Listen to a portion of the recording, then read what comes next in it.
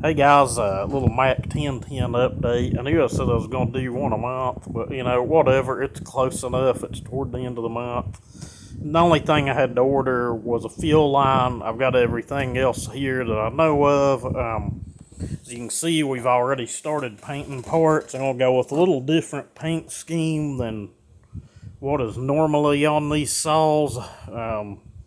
Normally, your whole top of the tank and air filter housing will be black with your white lettering. I've decided just to go a little different on this one.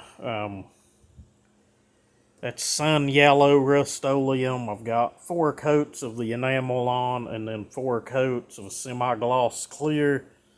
We'll bake all of this, get it set up good and hard. And what baking does, it kind of speeds up the curing process, because if you were to spill fuel on this, say within 3-4 weeks up to a month, all of your new paint is just going to run right off. It'll look like garbage. But if I put it in the oven and bake it, it just cures it within about 30 minutes and it's a done deal. And if gas hits it, not going to hurt a thing. But the blacks, of course, is a semi-gloss or satin black.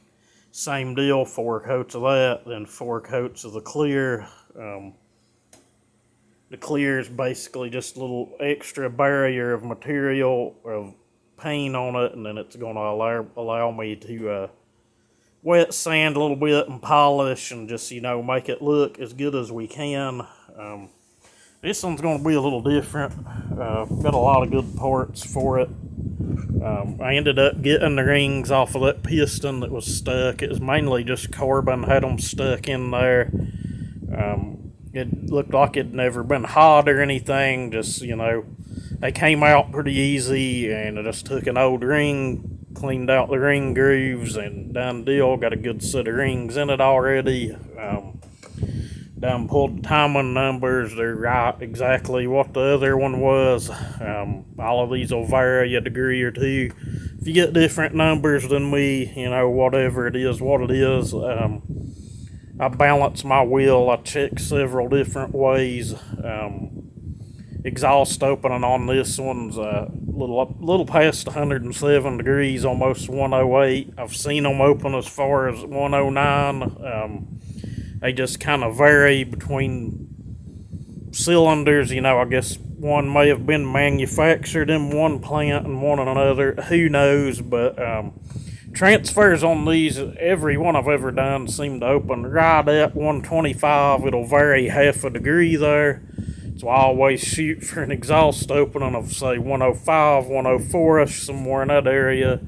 And then I don't really have to play with transfer timing any. It gives me that 20, 21 degrees of blowdown. And the intakes on these will always open up between 55 and 60 degrees. This one's opening dead on 57.5 degrees.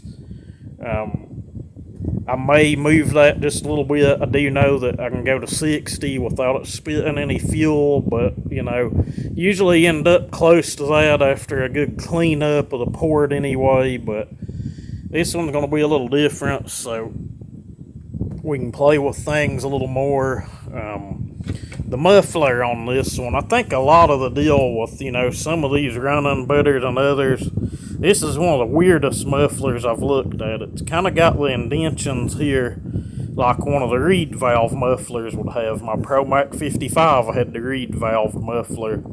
Basically what I done on it was just cut a big portion of this out and then put that cover back over it so it could do what it wanted to do, so it could flow better. But all this has to flow out of are these two couple little fins here and this one here. I'm willing to bet this saw just wasn't even really that loud. It's one of the really early ones that had the long crankshaft. Some of you will know what I'm talking about. The clutch could have a key in it. You don't have to use it. The clutch I have to go back on it doesn't have a key. The clutch that was on it was kind of busted and just destroyed, but we have a good one to go back on it, and it's not keyed. It's just a press fit. The deal with the key is is the dang thing could have had a right hand starter on it, and it's just that early and that old of a saw. But anyway, we've got an electronic ignition chip. I'm going velocity stack on this one. The bracket for the air filter was missing. The air filter itself was missing, and nobody makes a new one. If you're lucky enough to find the old stock OEM one, they cost a damn fortune. And I've got this here. I'm going to take a hole saw and I'm going to cut the lid out. It's laying back here. It looked like crap anyway. I've done took it to bare metal, as you can see, and what we'll do is cut it out to the size of this adapter I've made here, and once we slide the stack on and tighten it down, it should hold everything in place, or at least that's the plan anyway. If not, we'll come up with something to bolt it on from the sides, but I think this will be just fine.